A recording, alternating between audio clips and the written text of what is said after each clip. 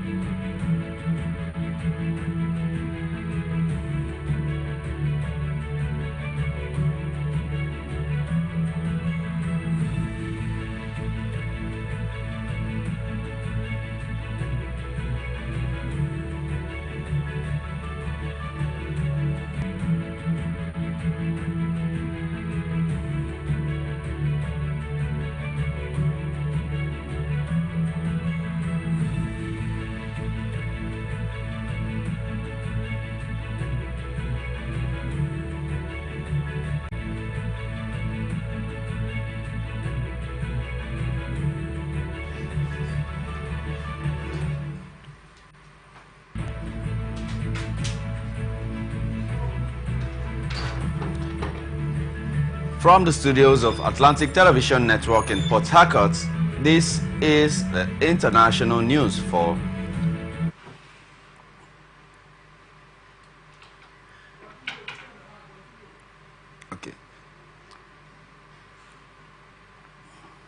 First, the headlines. In Congo, the president accused Kabila of backing rebels. In Colombia, authorities to ban Escobar's souvenirs. In Gaza, Hamas names Sinwar as a new leader. In Germany, 1 dead as hotel collapses. And in Australia, officials to reverse remote working option.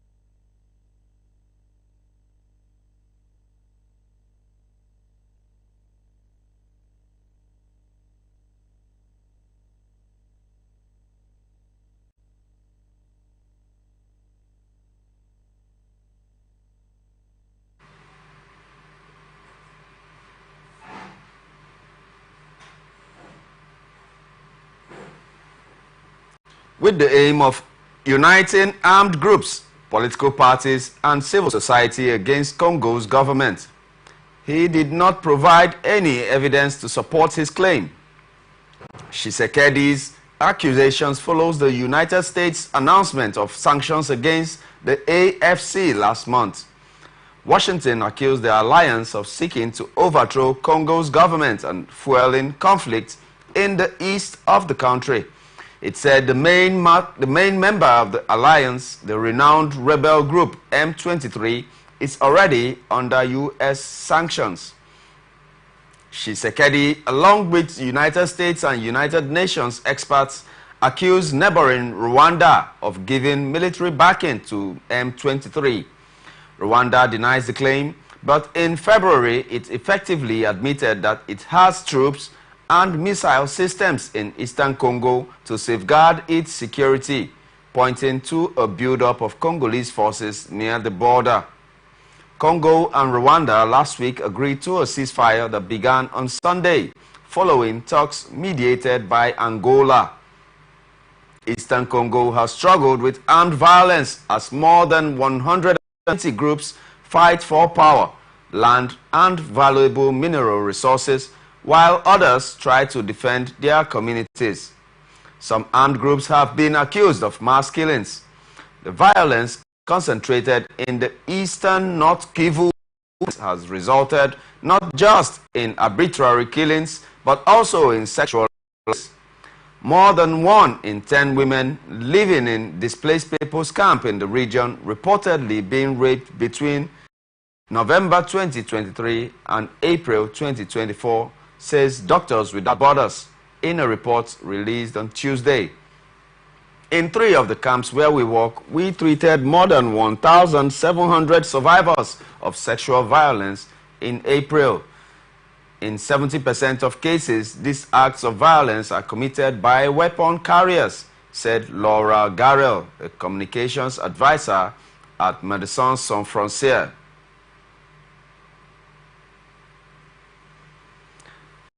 A potential presidential candidate in Tunisia has led to 2 years in prison, marking another setback to the country's fledgling opposition challenging President Kais Saied as he seeks a new term. Abu Moussi, a 49-year-old lawyer and the head of the right-wing Free Destorian Party, was arrested in October after criticizing the electoral process and presidential decrees guiding it, alleging a lack of transparency. Following a complaint by the North African nation's election authority, she was found guilty of violating a controversial anti-fake news decree outlawing spreading information that slanders or harms others. The law has been widely used to prosecute those who criticize authorities. Lawyer Nafa Laribi told the press on Tuesday that she still intends to run in the October 6th presidential election and that, unlike other candidates, nothing in Monday's sentence prevents her from running. Laribi said Moussi's morale remains high and he planned to appeal. The sentence is the latest in a growing crackdown that observers have said is politically motivated against Said's critics, regardless of political affiliation. Egyptian pound is sliding against foreign currencies, inching near to 50% United States dollar after a recent hike in subway fares and fuel prices. The currency reached 49.16 to the US dollar on Tuesday, the Central Bank of Egypt posted on its website. In June and July, the Egyptian pound ranged between 47 and 48 to the dollar after it floated in March and lost around 60% of its value, down as low as around 30 to the dollar. The new exchange rates come a week after the International Monetary Fund (IMF) completed its third financial review of Egypt, allowing the government to draw $820 million. The amount is part of an $8 billion bailout loan intended to support Egypt's ailing economy, slowed by a shortage of foreign currency, skyrocketing inflation, and turmoil in the Red Sea due to attacks by Yemen's Houthi rebels. The Egyptian authorities' recent efforts to restore macroeconomic stability have started to yield positive results. Inflation remains elevated but is coming down. A flexible exchange rate regime remains a cornerstone of the authorities' program, the IMF said last week. Egyptians have grappled with a soaring inflation, including an announcement late last month by the Petroleum Ministry that fuel prices will increase by about 10%.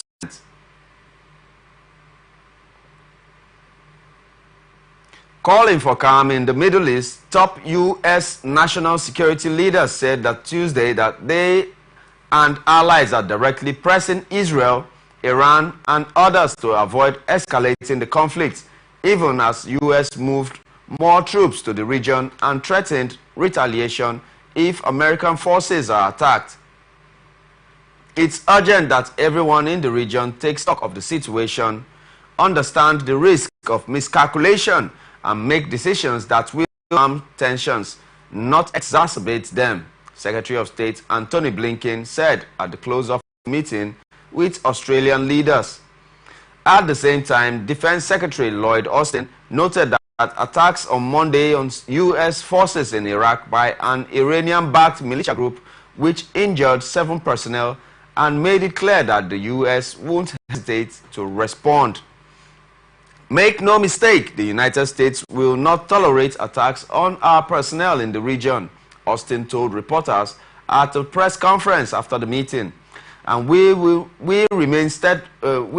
remain ready to deploy on short notice to meet the evolving threats to our security, our partners, and our interests. He said an Iranian-backed Shia militia group conducted the attack, but officials are still trying to determine which one. Blinken and Austin met with Australian Foreign Minister Penny Wong and Defense Minister Charles Marlis at the United States Naval Academy in Annapolis, Maryland, to discuss efforts to expand military cooperation and broaden diplomatic efforts in the Asia-Pacific. But they led their remarks with calls for de-escalation and support for a ceasefire. Australia also underlines the risk to all in the region of escalation and of miscalculation, says Wong, calling this a decisive moment for the ceasefire in the war between Israel and Hamas.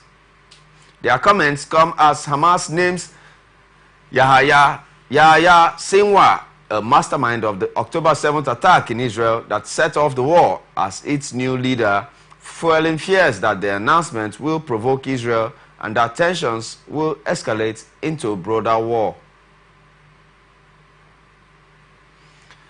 A Pakistani man alleged to have ties to Iran has been charged in a plot to carry out political assassination on U.S. soil, including potentially of former President Donald Trump. The case disclosed by the Justice Department on Tuesday comes 2 years after officials disrupted a separate scheme that they say was aimed at former Trump administration National Security Advisor John Bolton.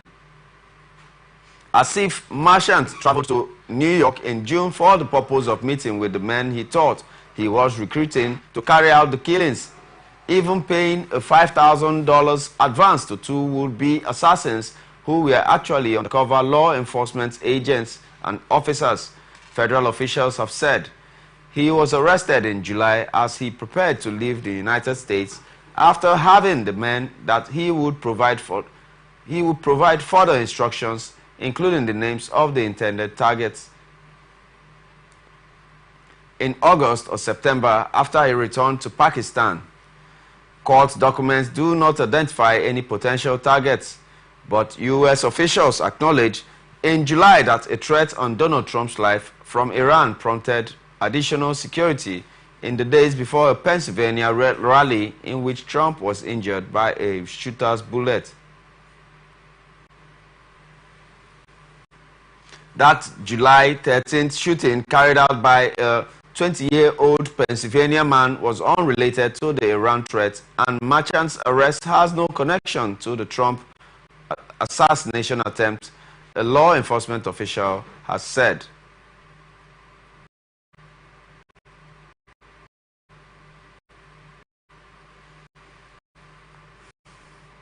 Biden's administration on Tuesday imposed sanctions on a Paraguayan tobacco company for allegedly enriching the country's controversial former president, a cigarette tycoon, sanctioned last year by the White House for corruption. The U.S. Treasury Department said it was targeting cigarette producer Tabacalera del Este over its links to Horacio Carles, one of the Paraguayan's richest men who served as president from 2013 to 2018 and still wields significant political power in the country. Paraguay's current president, Santiago Peña, in a political is a political protege of Carles, who also hails from the dominant conservative Colorado Party. Citing a connected and concerted pattern of corruption, the Treasury Department last year sanctioned Carles over accusations that he paid millions of dollars in bribes to lawmakers to pave his way to power, and that he had cultivated ties to Lebanon's Hezbollah military group, which is believed to operate in the porous triple frontier where Argentina, Brazil, and Paraguay meet. At the time, the Treasury also designated 4 companies controlled by Carles and spanned the Paraguayan economy's main sector, including cattle ranching, tobacco, and consumer goods. Carles also has dismissed the corruption allegations as politically motivated. There was no immediate response from the Tabacalera del Este tobacco company. The phone numbers on the company's website were disconnected. Carles says that he no longer owns nor is actively involved in the management of Tabacalera del Este, a company that has roused competitors' suspicion that smuggling was occurring given its massive volume of cigarette sales. Nonetheless, the Treasury Department on Tuesday announced Tabacalera del Este of funneling millions of dollars to Carles pursuant to a sales agreement. The Department's Office of Foreign Assets Control last year identified Carles as owning a 50% or greater interest in the company directly or indirectly. Peru's reclusive Mashco Piro ethnic group recently used bows and arrows to attack loggers suspected of encroaching on their land in the Amazon forest. According to a regional indigenous organization, FENAMAD, representing 39 indigenous communities in the Cusco and Madre de Dios regions, said Monday, and it is believed that illegal logging was taking place on Mashco Piro territory, and that one logger was injured in July 27th attack. A few weeks ago, photos emerged of the uncontacted tribe searching for food on a beach in the Peruvian Amazon, which some experts say was evidence logging concessions are dangerously close to its territory. The organization says that a lack of protection measures by the Peruvian government and the increased activities of companies and illegal operators on the Mashco Piro territory could produce devastating consequences such as the transmission of diseases and increased violence. 2 loggers were shot with arrows while fishing in 2022, one fatally, and in another encounter with tribal members, and there have been several other previous reports of conflicts.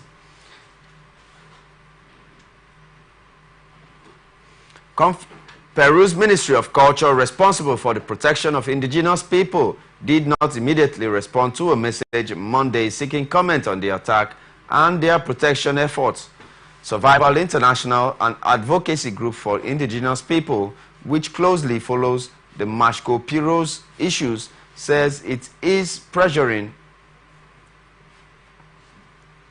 the Peruvian government to move deeper into these areas of the Amazon to help control the situation. This is a permanent situation and a permanent emergency. For the last month, we have been seeing the Mashco Piro every 2 weeks at different points, and in all of them, they are surrounded by loggers. Teresa Maya, who is a researcher at the Survival International, said this in a phone call.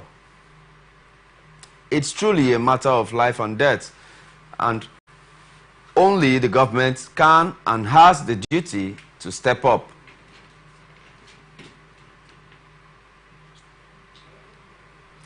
Souvenirs depicting the late Colombian drug lord Pablo Escobar could be banned in Colombia if legislators approve a bill introduced this week in the nation's Congress.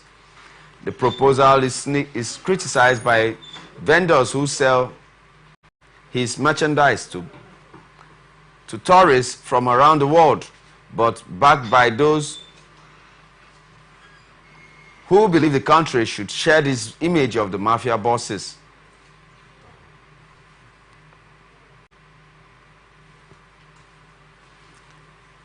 The bill proposes fines of up to $170 for vendors who sell merchandise that depicts Escobar and other convicted criminals, and would also enable police to find those who wear t-shirts, hats, and other garments that exalt the infamous drug lord. These items are victimizing people. Victimizing people who were victims of murderers, says Christian Avendaro, a representative from Colombia's Green Party who drafted the bill, and that we must protect the right of the victims to recover and find other symbols for our country. The proposal has been widely chosen and covered by newspapers in Colombia, where Escobar is seen as a murderous figure linked to one of the most violent periods in the nation's history. At the same time, the drug trafficker's image is also heavily commercialized by locals who are eager to cash in on the growing fascination with the drug lord among some tourists from North America, Europe, and other Latin American countries. Souvenir vendors in Bogota's historic La Candelaria neighborhood say that they were opposed to the initiative, which has been criticized for attempting to limit the freedom of speech. You are watching the international news on Atlantic Television Network. We will be back very soon after this break. Please stay tuned.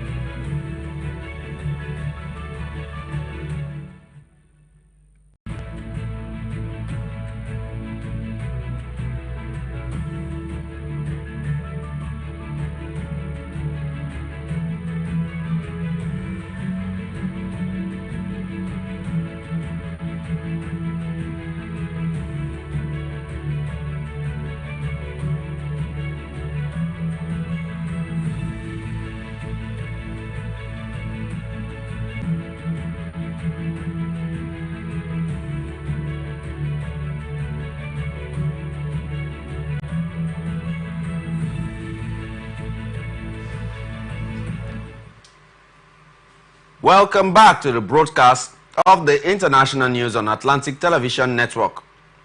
We are open for advert placements, bookings, and commercials, and you can connect with us and watch us on our ATN socials, Facebook and YouTube, Atlantic Television Network, Instagram and TikTok, Atlantic TV Network 1. On X, formerly Twitter, Atlantic TV Net, and watch us live on our website, atlanticnetwork.tv. And now, to the rest of our stories. Hamas on Tuesday named Yahya Sinwar its top official in Gaza who masterminded the October 7th attacks in Israel as its new leader in a dramatic sign of the power of the Palestinian militant group's hardline wing after his predecessor was killed in a presumed Israeli strike in Iran. The selection of Sinwar, a secretive figure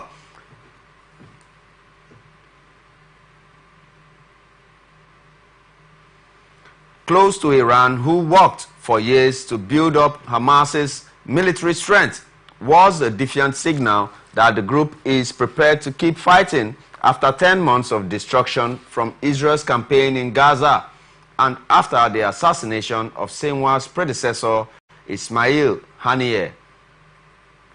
It is also likely to provoke Israel, which has put him at the top of its kill list after the October 7th attack, in which militants killed 1,200 people in southern Israel and took about 250 as hostages. The announcement comes at a volatile moment. Fears are high of an escalation into a wider regional war.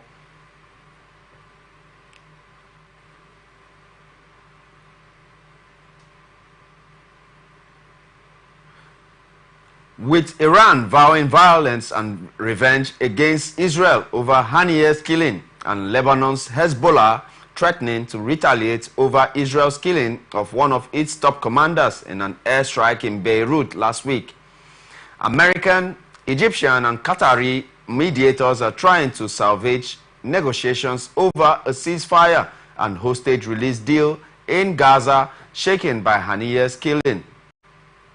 Hamas said in a statement it named Sinwar as the new head of its political bureau to replace Haniyeh, who was killed in a blast that Iran and Hamas blames on Israel. Israel has not confirmed or denied responsibility. Also, last week, Israel said it had confirmed the death of the head of Hamas's military wing, Mohammad Deif, in a July airstrike in Gaza. Hamas has not confirmed his death.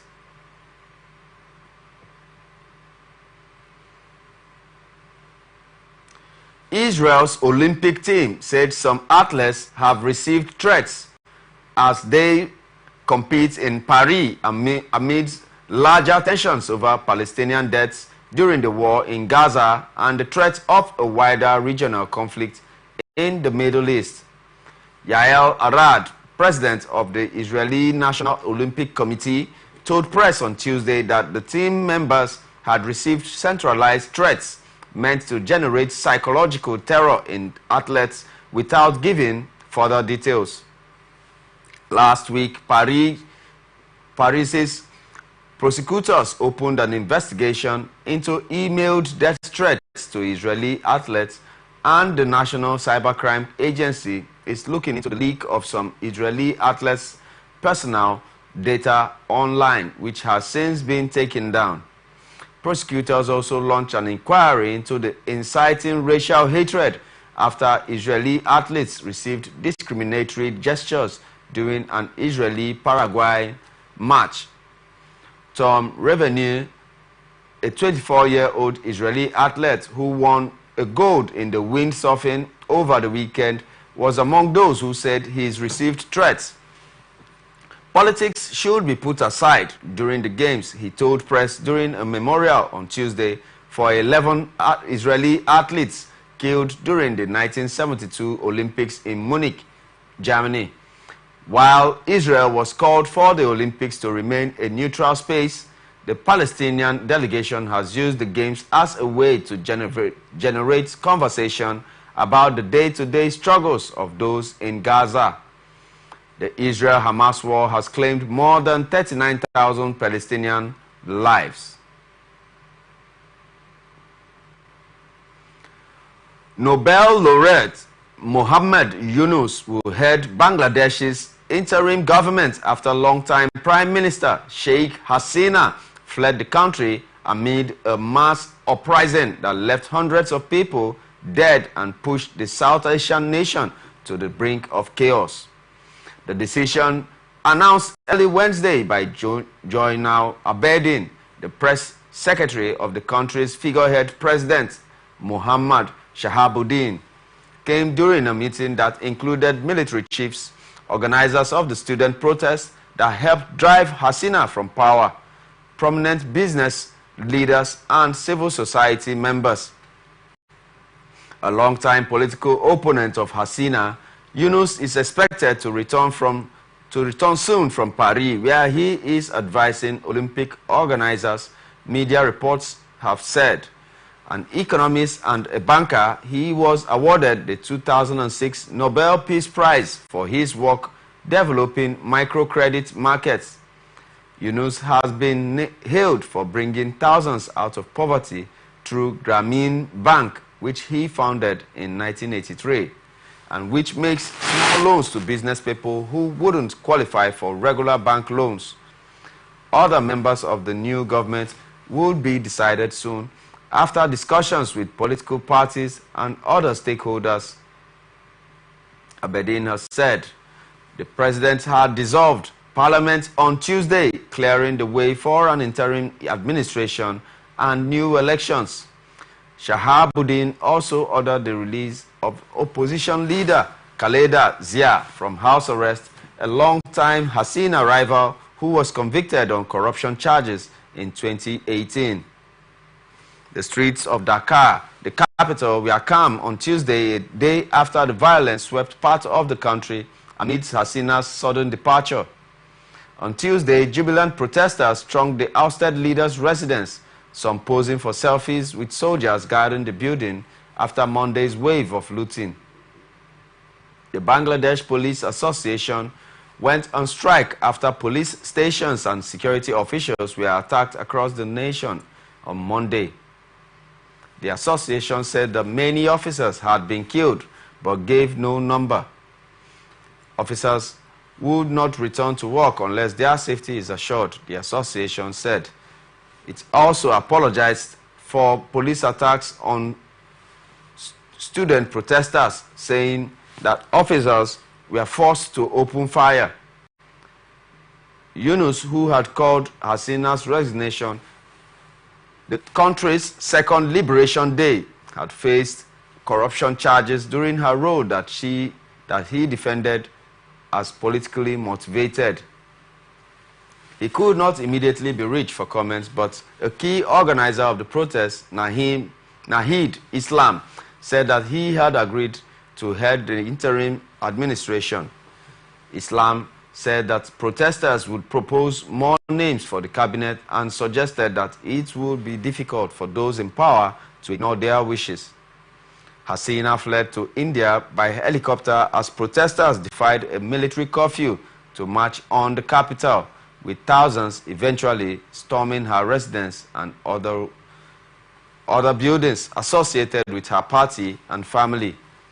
The unrest began in July with protests against the quota system for government jobs, which critics said favored people with connections to her party. But they soon grew into a broader challenge to Hasina's 15-year rule, which was marked by human rights abuses, corruption, allegations of rigged elections, and a brutal crackdown on her opponents. The government's violent response to the demonstrations, which killed about 300 people in just a few weeks, only fueled the protests more.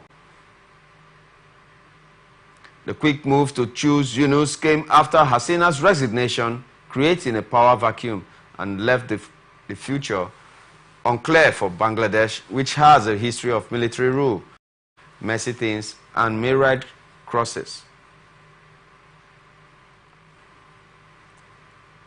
The military wields significant influence in a country that has seen more than 20 coups or coup attempts since its independence from Pakistan in 1971.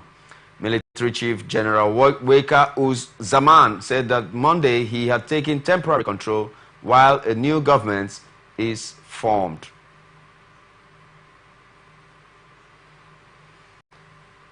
Hiroshima officials urged world leaders on Tuesday to stop relying on nuclear weapons as deterrence and take immediate action towards abolishment, not as an ideal, but to remove the risk of atomic war amid conflicts in Ukraine and the Middle East and the rising tensions in East Asia. They commented as Hiroshima remembered its atomic bombing 79 years ago at the end of the World War II.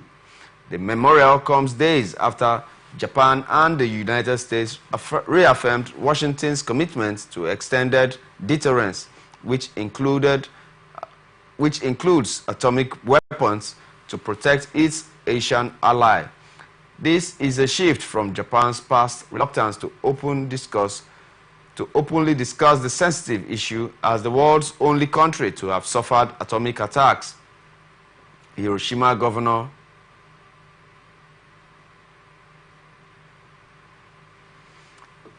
Hidehiko Yuzaki said that nuclear-armed nations and supporters of atomic deterrence deliberately ignore the fact that once people invented a weapon, they used it without exception.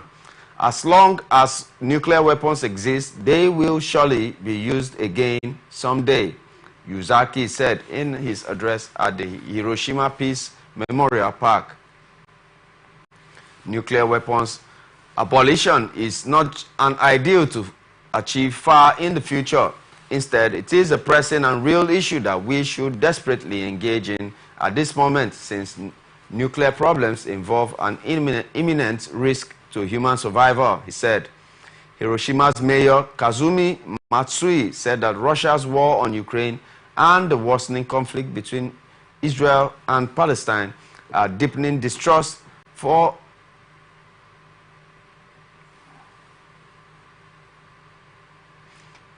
and fear among nations, and reinforcing a view that use of force in settling conflict is unavoidable. The atomic bomb dropped by the United States on Hiroshima on August 6, 1945, destroyed the city, killing 140,000 people. The second bomb dropped 3 days later on Nagasaki and killed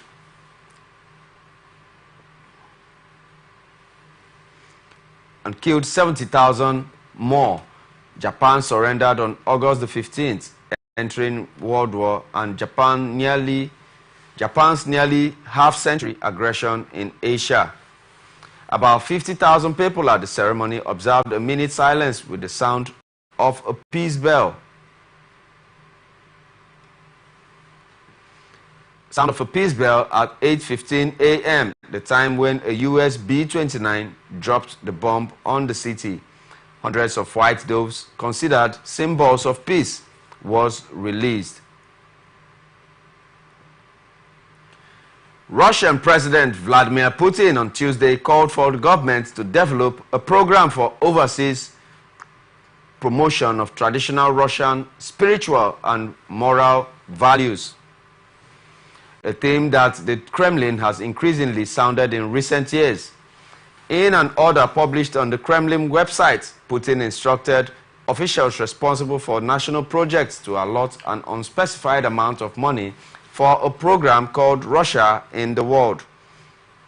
The program will be aimed towards developing international youth cooperation and promoting traditional Russian spiritual and moral values abroad, the order said. The order did not specify the values that will be promoted, but Russia has shown rising animosity towards Western social liberalism, particularly towards legitimizing non-traditional sexual relations and gender identity. The Russian Supreme Court last year outlawed the so-called international movement as extremists. Some Russians since then have been jailed for short periods or fined for displaying rainbow-themed material. Since the 2022 beginning of the conflict in Ukraine, Putin has publicly characterized the West as satanic and accused it of trying to undermine Russia by exporting liberal ideologies.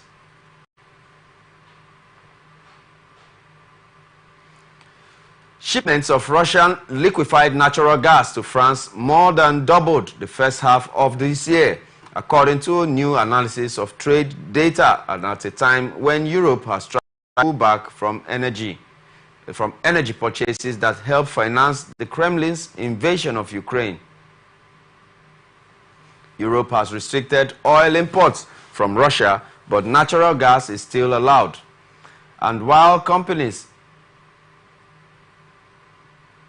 in France are importing the most, one analysis found EU countries overall imported 7% more Russian LNG, natural gas that has been chilled and liquefied for easier ocean transport in the first half of this year compared to the same period a year ago. Ole Savinsky, a founding member of non-profit Razom We Stand, which campaigns for tougher sanctions on Russian fossil fuels, said that the EU's goal of phasing out all Russian fossil fuels by 2027 was appallingly off track. He said that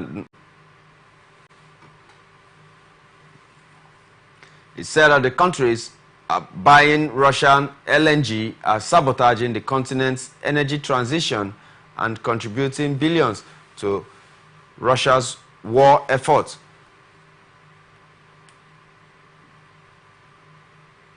European governments have said banning Russian gas imports entirely would send energy and heating bills skyrocketing, and industrial users of gas would suffer too.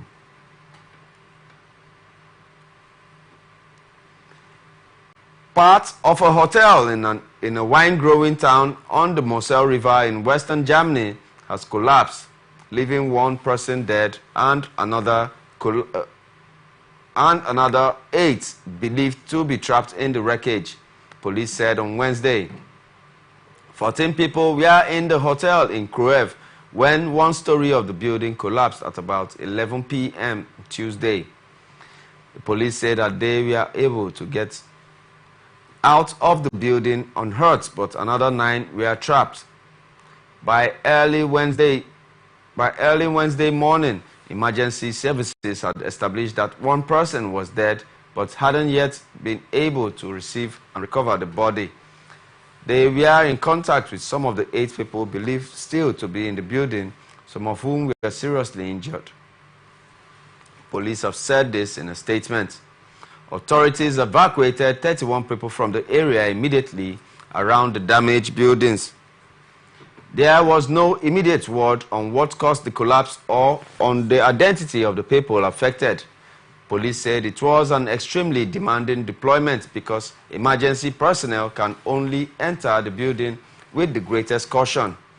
They said that the 250 emergency workers, including drone specialists, were at the scene as well as rescue dogs.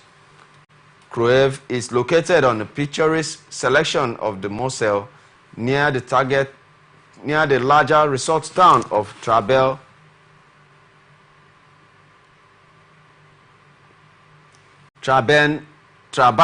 and it has about 2,200 inhabitants.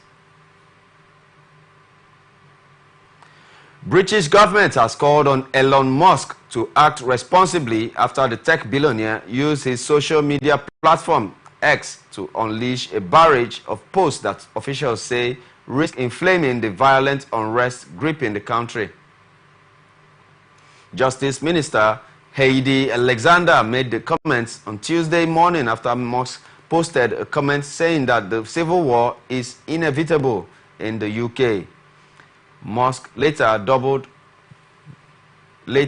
down, highlighting complaints that the British criminal justice system treats Muslims more leniently than far-right activists and comparing Britain's crackdown on social media users to the Soviet Union.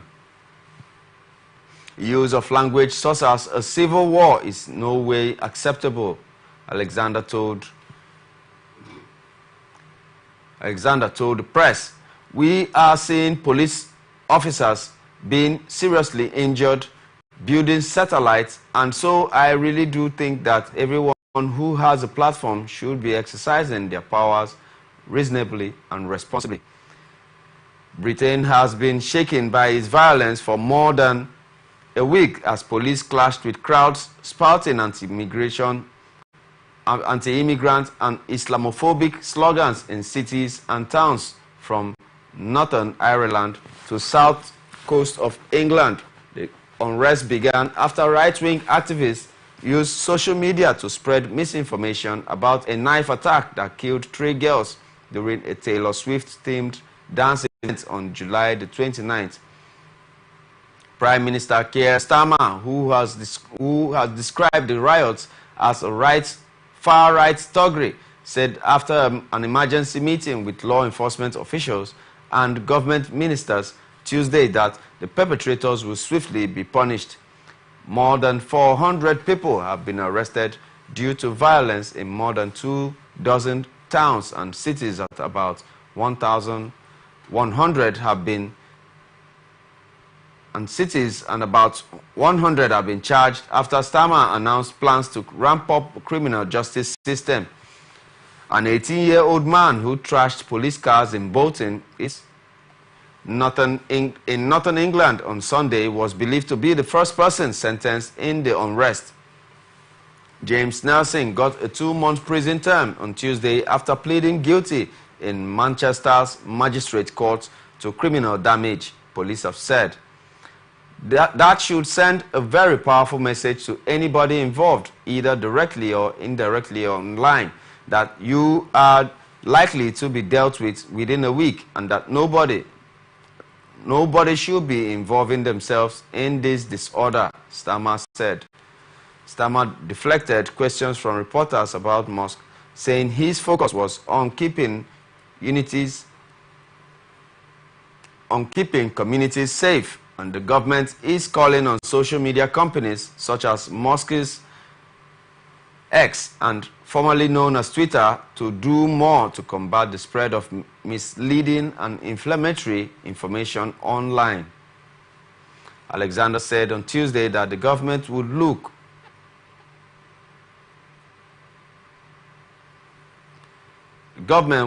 at strengthening the existing Online Safety Act, which was approved last year and won't be fully implemented until 2025. Instruction made the state's government in Australia as the largest employer with more than 400,000 staff, the latest among a growing number of firms and institutions worldwide to attempt a reversal of remote working arrangements introduced as coronavirus spread. But it defied an embrace of remote work by the governments of some other Australian states, said some analysts, who suggested lobbying by a major newspaper prompted the change. It seemed that the Rupert Murdoch's-owned Daily Telegraph in Sydney has been trying to get the New South Wales government to mandate essentially that workers go back to the office, said Chris F. Wright, an associate professor in the discipline of work at the University of Sydney. The newspaper cited prospective economic booms for struggling businesses. The newspaper wrote that Tuesday that the Premier decision ending the work-from-home era followed its urging, although Means did not name it as a factor. But the union representing public servants said that there was scant evidence for the change and warned the state government could struggle to fill positions. Throughout the New South Wales public sector, they are trying to retain people, said Stewart Leto.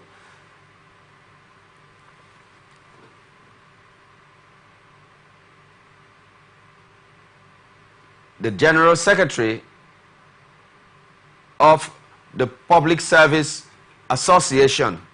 In some critical agencies like child protection, we are looking at 20% vacancy rates. You're talking about hundreds of jobs. Little added that government offices have shrunk since 2020 and agencies will be unable to physically accommodate every employee on site. Means said that the state would lease more space, according to the press. And the change is a game changer for languishing central city businesses, said Katie Stevenson, Executive Director of the Australian Property Council's New South Wales branch. More workers mean more life, more investments and more businesses for our cities. Individual agencies could devise their own policies, the order added, but should ensure police employees spread attendance across all days of the working week. Requests to work home on some occasions should be formally approved by a limited period only, and reasons for the request should be supplied. The directive said that workplace culture and opportunities for mentorship would improve, in remarks echoing other business leaders worldwide who have questioned the productivity of remote workers. Most public workers, such as teachers and nurses, could not work from home anyway, he added. Prime Minister Anthony Albanese has been broadly supportive of remote working. His government will enact a right to disconnect law later this month that will allow employees to refuse work communications outside their agreed hours. And that's the international news for today. And before we go, another look at the major stories. In Congo, presidents accuse